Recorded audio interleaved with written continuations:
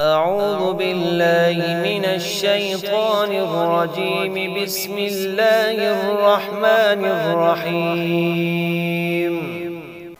ولقد نادانا نوح فلنعم المجيبون ونجيناه وأهله من الكرب العظيم وجعلنا ذريته هم الباقين وتركنا عليه في الآخرين. سلام على نوح في العالمين إنا كذلك نجزي المحسنين إنه من عبادنا المؤمنين ثم أغرقنا الآخرين.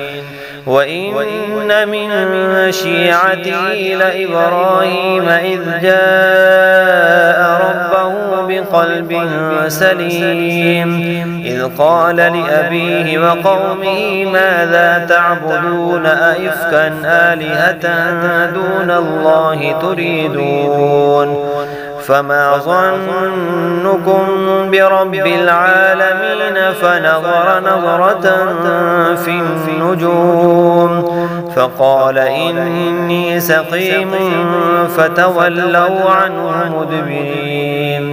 فراغ إلى آلهتهم فقال ألا تأكلون ما لكم لا تنطقون. فراغ عليهم ضربا باليمين فأقبلوا إليه يزفون قال أتعبدون ما تنحتون والله خلقكم وما تعملون. قالوا ابنوا له بنيانا فألقوه في الجحيم فأرادوا به كيدا فجعلناهم الأسفلين. وقال إني ذاهب إلى ربي سيهدين.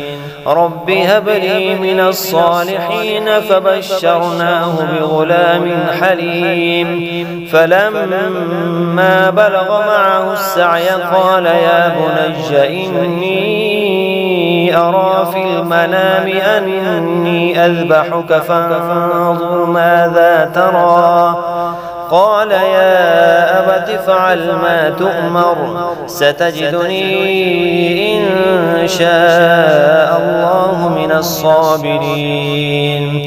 فلما أسلما وتله للجبين وناديناه أن يا إبراهيم قد صدقت الرؤيا إنا كذلك نجزي المحسنين.